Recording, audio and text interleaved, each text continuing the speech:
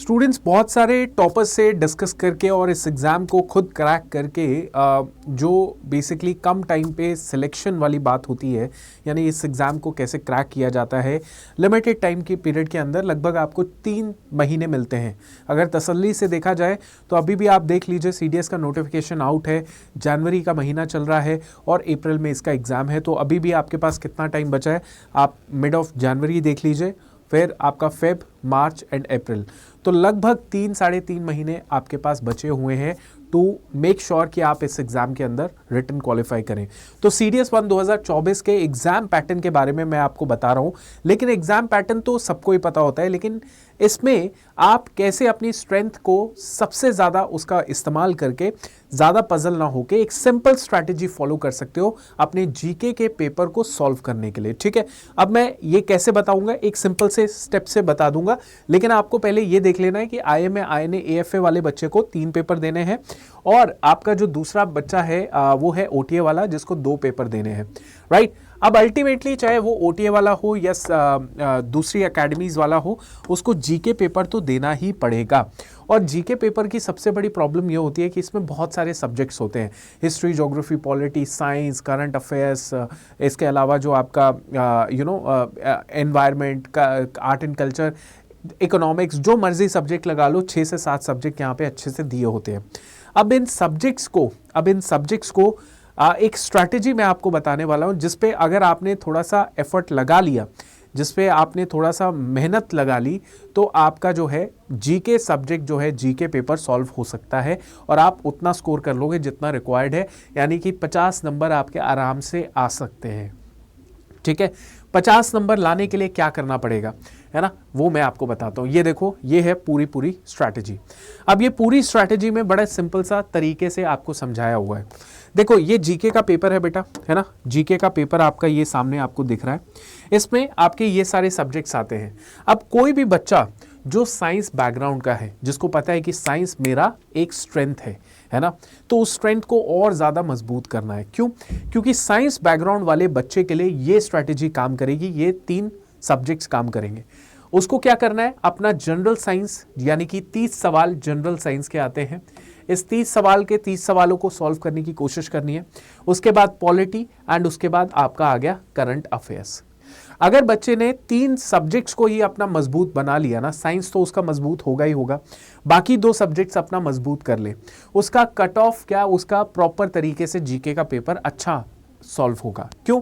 क्योंकि पॉलिटी में अगर देखा जाए तो ट्रेंड तो वैसे बदलता रहता है, लेकिन 10 मिनिमम सवाल आते हैं, 20 मैक्सिमम आते हैं। हम 10 नहीं रखते, 20 नहीं रखते, हम 15 सवाल रख लेते हैं। यहाँ पे 30 सवाल ही होते हैं। और करंट अफेयर में बच्चों सीडीएस में अगर देखोगे तो 25 से 30 सवाल तो कंफर्म्ड होते ही होते हैं। तो अगर 30 सवाल ये हैं, 25 सवाल ये हैं, तो 25 + 15 कितना हो गया, 40। 30 + 40 कितना हो गया, आप बताइए, 70 सवाल जो होंगे, you will be able to solve them, है ना। आप ट्राई करेंगे, आप कोशिश करेंगे, 70 में से 60 भी कर लो, आपका काम बन गया।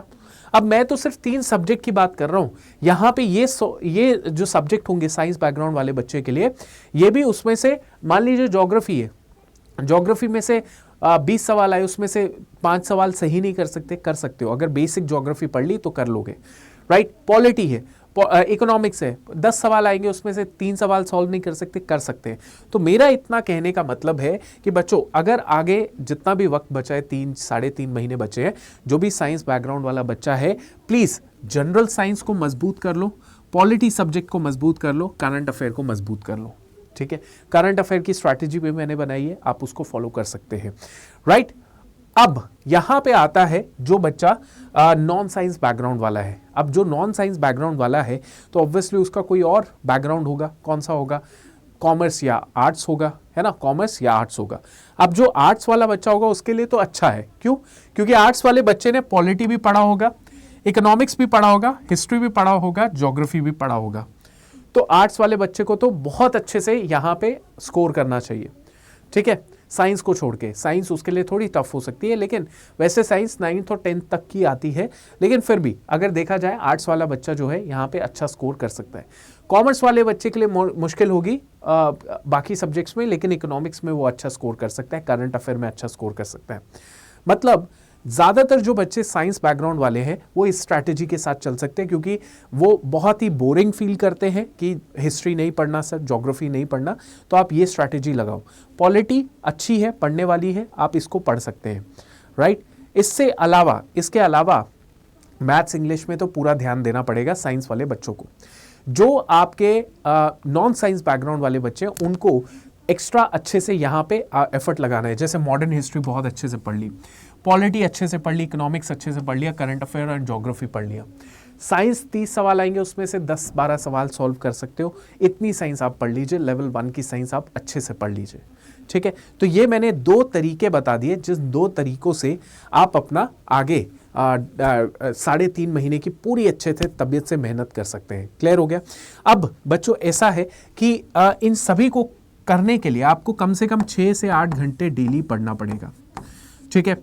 आपको, अगर आप नए बच्चे हैं तो आपको मुश्किल आ रही होगी कहाँ से क्या करें, आपने शायद 2-4 वीडियोस भी देख लिए होंगे और ज़्यादा पजल हो गए होंगे कि कैसे क्या तैयारी करनी है। तो मैं आपको ये बताना चाहता हूँ कि हमने आप सभी के लिए बहुत ही अफोर्डेबल प्राइस पे लाइव बैच लॉन्च किया है। ये लाइव बैच लेने के लिए मैं आपको बता देता हूँ कैसे आप ये लाइव बैच लेंगे। इस लाइव बैच को लेने के लिए आप क्या करेंगे, अड्डा 24/7 की वेबसाइट ओपन करेंगे। ये है अड्डा 24/7 website, India's largest vernacular learning platform. इस प्लेटफॉर्म को क्लिक करते हैं, ऑल कोर्सेज में जाते हैं, डिफेंस में जाते हैं।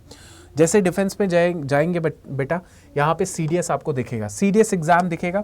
बच्चों हमने CDS 2.0 लॉन्च कर दिया है। 18 जैन को इस एग्जाम का, ये जो एग्जाम का बैच है ये लॉन्च होगा 18 जैन को। ये पहली इसकी क्लास जाएगी 18 जैन को। इस बैच में आपको जो टीम दिख रही है वो बेस्ट टीम है इंडिया की, बेस्ट टीम। क्यों? क्योंकि आपको चेहरों से ही दिख रहा होगा, they are the most experience one, ठीक है। यहां पे आपको मैं और कम करवा देता हूं Y588 कोड लगा के। ये कोड लगाना मत भूलिएगा, ये मेरा कोड है। इस कोड के माध्यम से मुझे ये पता लगेगा कि आप ये वीडियो के माध्यम से आए हैं, और फिर आगे जो है मैं आपको टेलीग्राम चैनल में जोड़ लूँगा। अतुल सर डिफेंस अड्डा 24/7 है, ये टेलीग्राम चैनल है, इसमें बहुत सारी चीज़ें हम लोग करते रहते हैं, राइट। अभी रिसेंटली 10 आवर्स चैलेंज भी चला है, जिसमें बच्चों को जो है 10 घंटे हम लोग पुश कर रहे हैं कि पढ़ना है।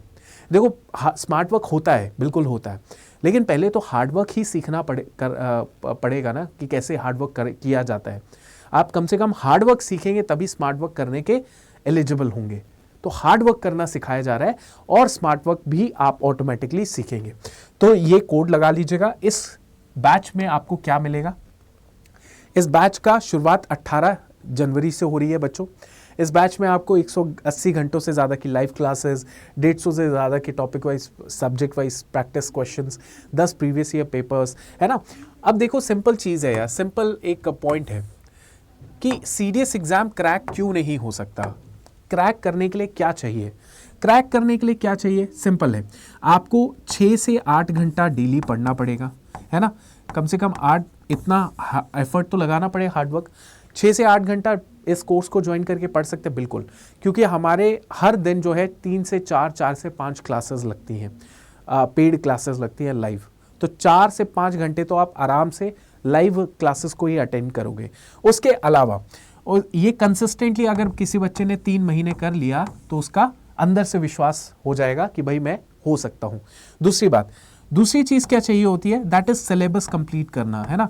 वो हम लोग आपको कराए ही देंगे। अगर डेली 4 से 5 घंटे पढ़ा रहे हैं तो सिलेबस कंप्लीट होगा। तीसरी बात क्या करने की ज़रूरत होती है, दैट इज़ आपको प्रीवियस ईयर क्वेश्चन सॉल्व करने की ज़रूरत होती है। वो आपको ये देखिए यहाँ पे मिल रहे हैं, विद आंसर्स मिल रहे हैं, ठीक है। फिर उसके बाद आपको मॉक टेस्ट लगाने की ज़रूरत है, और मॉक टेस्ट जो है वो आपको कहाँ पे मिल रहा है बेटा, वो आपको यहाँ पे मिल रहा है। ये देखिए topic wise, subject wise practice mock test मिल रहा है। तो बच्चों सब कुछ अगर इस कोर्स के साथ मिल रहा है तो आपको देरी नहीं करनी चाहिए, आपको जुड़ जाना चाहिए। इस कोर्स में आप कोड लगा दीजिए Y588 और इससे आपको मिल जाएगा मैक्सिमम डिस्काउंट, ठीक है। अब चलिए लास्ट में, ये कोर्स का प्राइस है 2388 rupees, and join this course and be a part of the revolution, right. Thank you so much, जय हिंद।